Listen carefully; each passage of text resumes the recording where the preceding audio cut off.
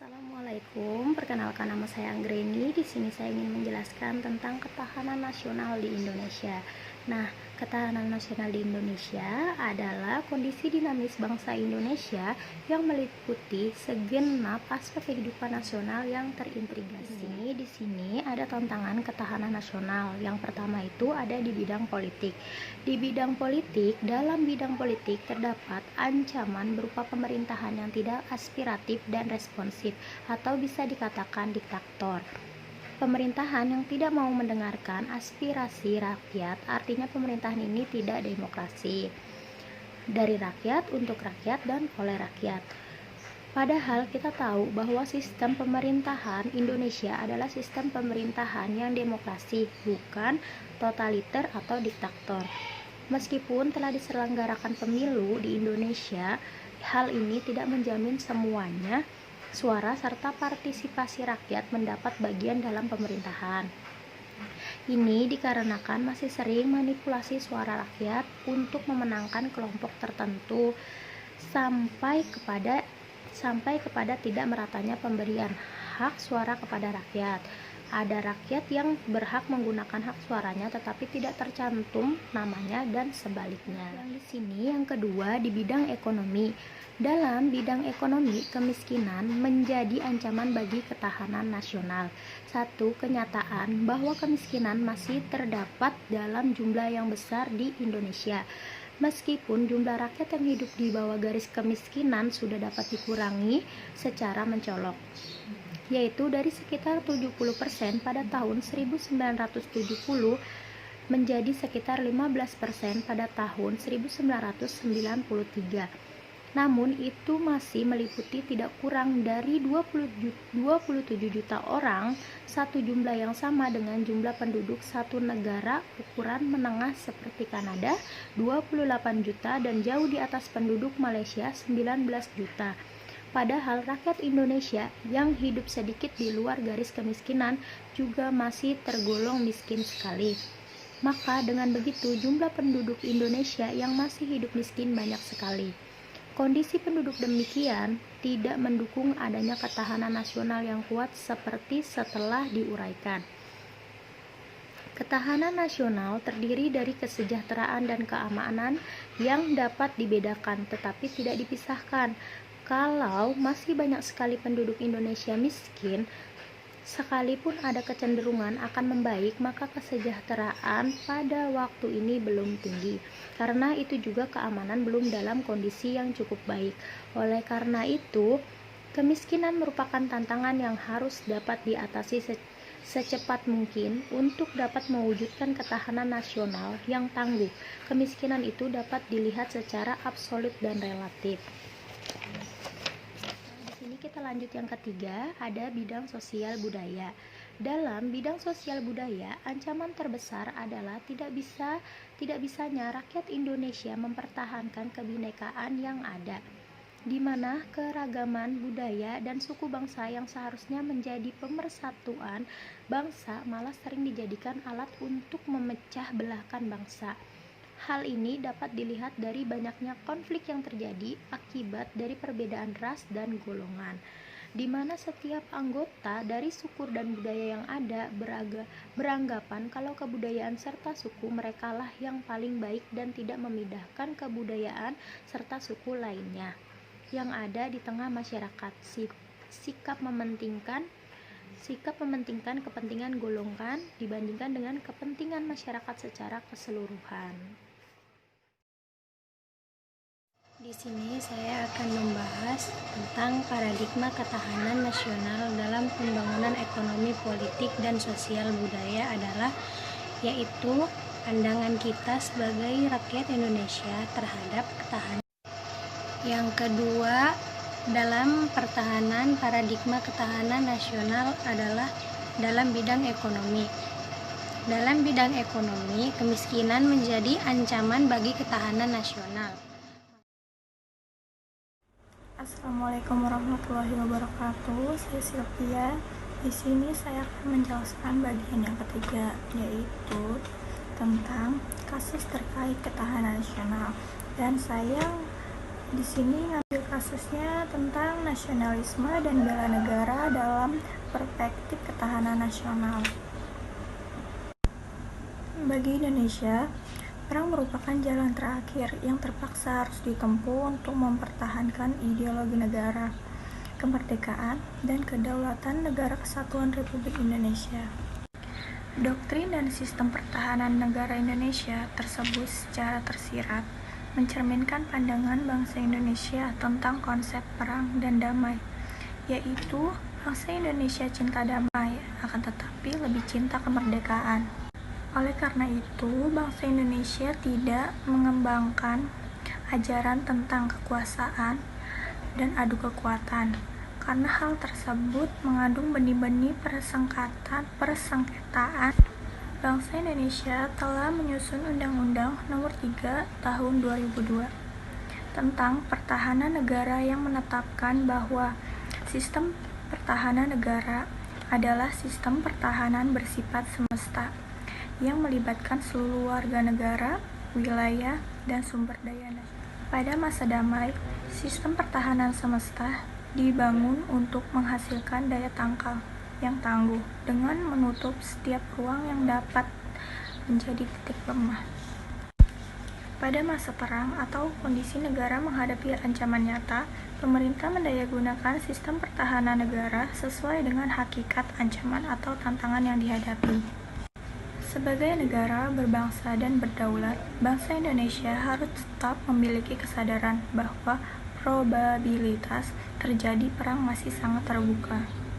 Untuk itu, negara telah menyusun doktrin dan sistem pertahanan semesta yang mengakomodasi hak maupun kewajiban bela negara secara berencana, terukur, terorganisir, dan sistematis.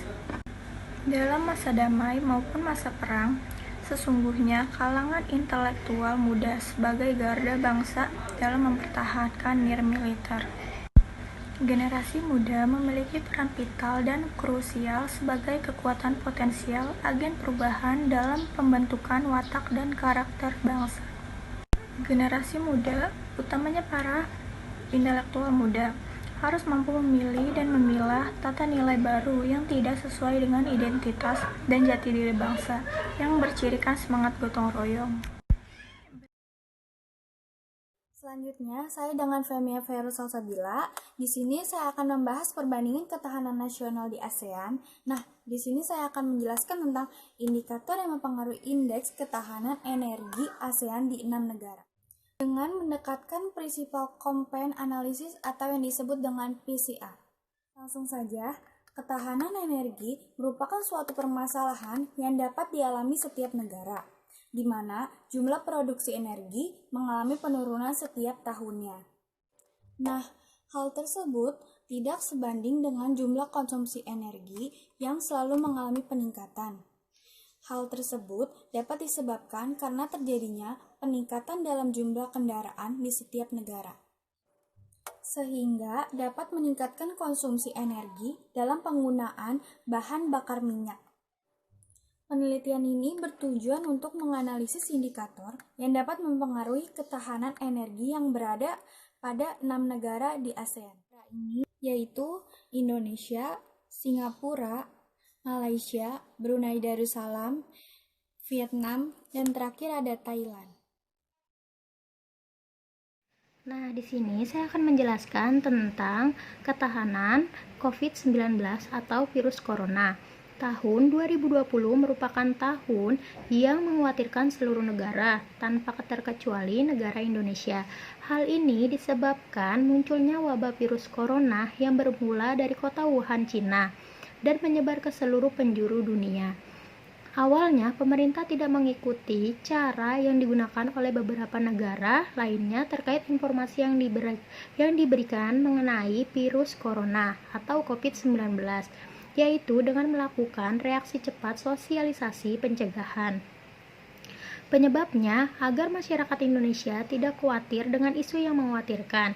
Selain itu, meminimalisir adanya berita hoaks dari segelintir orang yang tidak bertanggung jawab. Akhirnya, wabah COVID-19 ini juga menjadi hal yang mengkhawatirkan bagi masyarakat. karena banyak warga Indonesia yang terkena dampak penularan COVID-19 atau virus corona ini.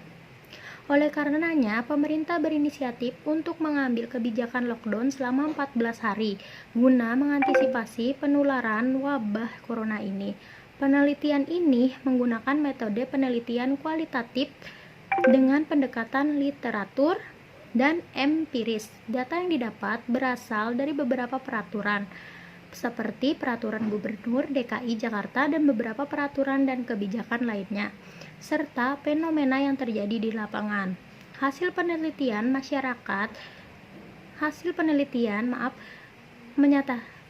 menyatakan bahwa Indonesia sudah mengalami kondisi di mana kekhawatiran masyarakat terhadap COVID-19 cukup besar, sehingga diperlukan kebijakan pemerintah untuk melakukan lockdown sebagai upaya memutuskan mata rantai penyebaran virus corona atau COVID-19.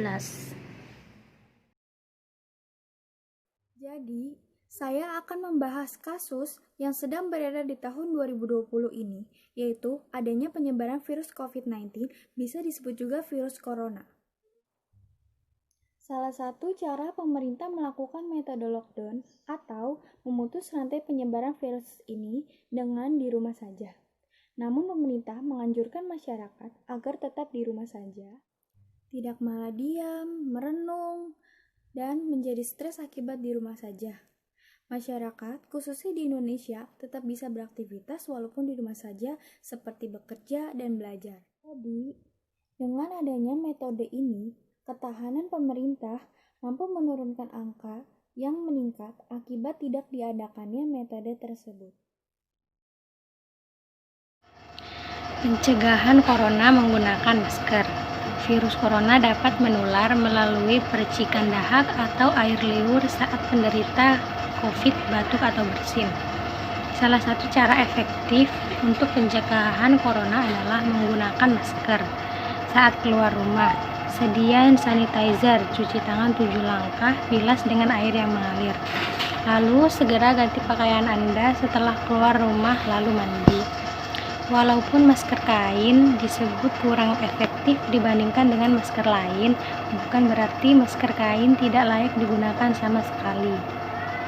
Masker kain pun bisa dijadikan pilihan terakhir untuk melindungi Anda dari paparan virus corona. Di sini saya akan menjelaskan pentingnya jaga jarak di tengah pandemi COVID-19. Salah satu cara yang efektif mengurangi penyebaran COVID-19 dengan melakukan jaga jarak. Yang pertama, hindari menggunakan transportasi publik sebisa mungkin.